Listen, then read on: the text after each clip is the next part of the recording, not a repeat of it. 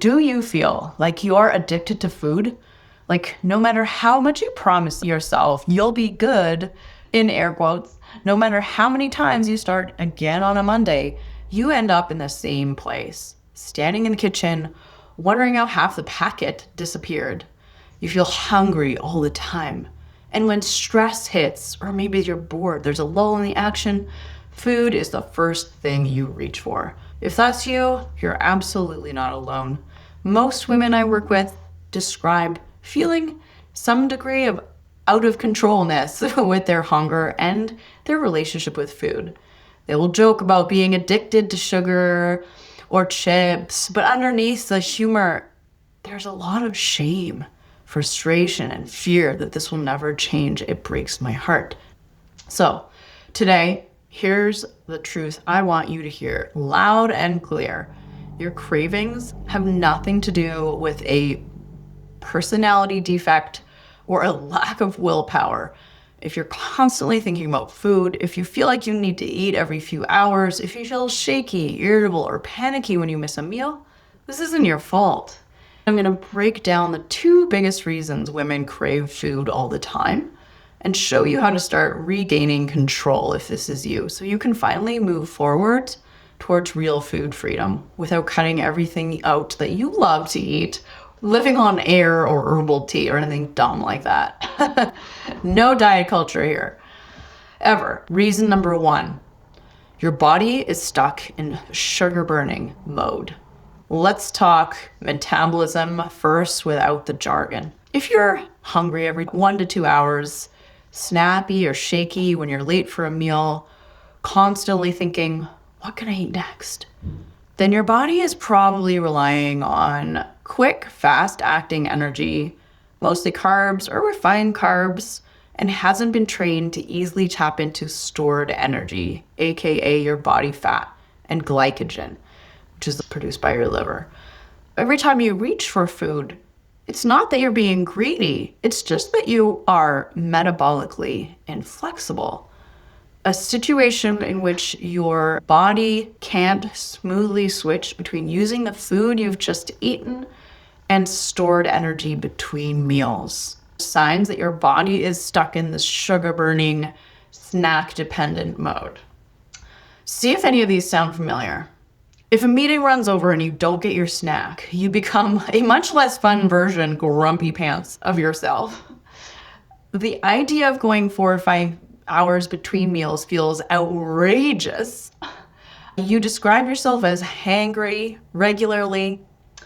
If missing a meal makes you feel foggy or anxious or headachy or totally unfocused. You've gained weight, especially around the midsection. You're often tired after eating, like you get an energy slump. You can't go very long without eating, and that probably means you're stuck in sugar burning mode, and you can't burn fat for fuel. Often comes with insulin resistance, especially as we move into midlife and our hormone balance changes, estrogen, progesterone, that kind of situation. So insulin resistance can also be thought of as a fancy word for inefficient sugar burner. When we become insulin resistant, the sugar in our bloodstream tends to be too high. Insulin is high. We'll see this on blood work. And we cannot lose weight because our body holds on to that fat. It makes me really sad how commonly I see women struggling with cravings and energy crashes, not to mention, obviously, the weight gain that doesn't seem to go away. It's that stubborn fat, especially that belly fat. And they beat themselves up because they think what they're doing is wrong or they don't have enough willpower. No, there's nothing wrong with you. It might just be your biochemistry is off. Your blood sugar regulation needs work. And this is so normal, especially as we pass through our 40s and beyond. My top tips on reversing insulin resistance and getting out of stuck in sugar burning and fat storage mode. Firstly, you do not need to go keto. You do not need to banish all carbs forever, but you do need to retrain your body. And here are the foundations I focus on with my midlife clients. Firstly, eat larger meals less frequently. Most women have a diet mindset, even if they don't realize it, and they eat tiny, unsatisfying meals to save calories, and then they end up starving and raiding the cupboards later. Instead, please aim for 2 or 3 proper, satisfying meals per day. Meals that actually keep you full for several hours.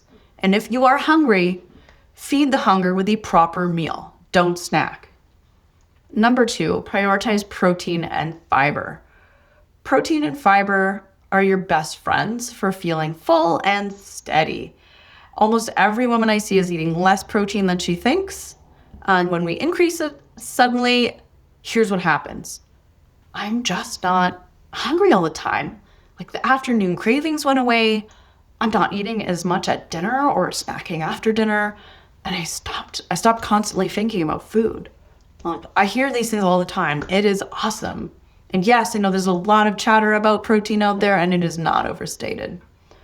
Number 3, drop the constant sort of nibbles of things, the bits and bites that you don't actually think of as snacking. That's the extra spoonful you eat while cooking, the crusts from your kid's toast, the just one little piece from the office tray. Individually, they look like nothing, but together they add up and they keep your body expecting constant food, adding lots of calories to your day and keeping you in that insulin blood sugar roller coaster all day long. Number 4, move more across the day. I don't mean make more time to go to the gym for an hour.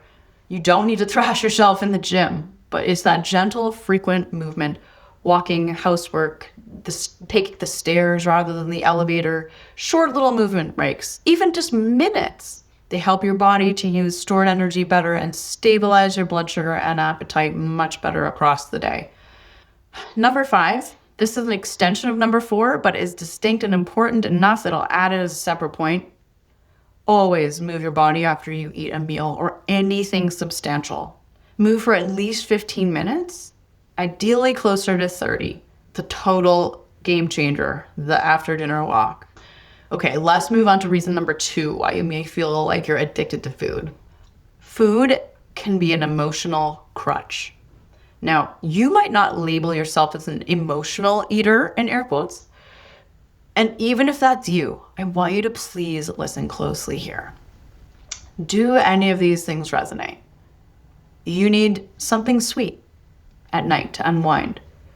You reward yourself with food after a stressful day, saying to yourself, I deserve this glass of wine, this chocolate, this ice cream. You eat when you're bored or lonely or overwhelmed or resentful. You don't really feel hungry, but you're still rummaging in the cupboards. Food is incredibly effective at numbing painful or uncomfortable feelings, at distracting you from stress or conflict or worry, or giving you a quick shot of pleasure, dopamine, when you have little space for yourself. So instead of asking, what's wrong with me, next time you reach for a snack, you can start asking, what is this food doing for me? Is it a painkiller for stress or sadness or anger? Now, here's where most women get stuck. They decide, right, no more evening snacks. That's it, I'm done. And for a few days, they white-knuckle their way through the cravings. But the underlying that need to decompress, to soothe, to feel something other than stress or anger or whatever, is still there. With no other coping tools in place, your brain will eventually drag you back into the strategy it knows works instantly. And that's food. And this is a pattern we often learn as children. Part of why willpower collapses so reliably at 8 or 9 p.m. It's not because you're weak, it's because you've been trying to remove the only stress relief tool you have had all day long without replacing it. You've made 1,000 decisions in the day and your brain is done. It wants easy, it wants escape. So let's talk about replacing food with real coping strategies. To change this up, we don't just take the food away. We add new options. Ask yourself, what else helps me feel calm or grounded or cared for? Here are some powerful options. A simple breathing technique. For example, 4-7-8 breathing. Just something that brings you into your body. 4-7-8 breathing is inhale for 4, hold for 7, exhale for 8. Those longer exhales, however you want to do it, you don't have to count. Just making a longer exhale helps to switch your nervous system into rest and digest from fight or flight. Another option, a 10 to 15 walk, stretching or gentle movement. A few minutes on the floor does a lot for your nervous system. Journaling or a brain dump. You can also reach out to someone. A quick call or a voice note to a friend who understands what you're actually struggling with or need can provide this connection and validation that you're trying to get from food. You can also, and I love this one, I do this a lot, engage your senses and other senses rather than your taste buds. So you can really get involved in something that fully engages any or all of your senses. That could be sight, smell, touch, sound. And this a technique they use actually a lot in trauma therapy where someone caught in a trauma response. It uses the senses to ground someone. Smell is a super powerful one. So I use this. I run a hot Epsom salt bath at the end of the night and I add lavender oil and it's so good. It like instantly kind of resets me. So those are a few tactics for you. And remember, please, always, this isn't about perfection or about never choosing food. Of course, you'll sometimes still have a snack, but now you can make it just one option on the list, not your only lifeline. The way out is retraining your body to go longer between meals by eating satisfying, protein-rich, fiber-rich, nutritious meals, dropping the all-day grazing, and using movement wisely, not intensely, and not as punishment for overeating. It's also building a small toolkit of non-food-based coping strategies for stress and emotion, and practicing a kinder, more realistic inner voice so one slip doesn't turn into a spiral.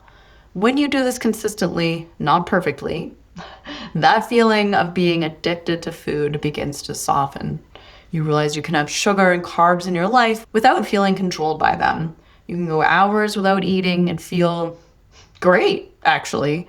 And you can end a stressful day without automatically needing to eat your feelings or have a glass of wine. And that's what real food freedom can start to feel like.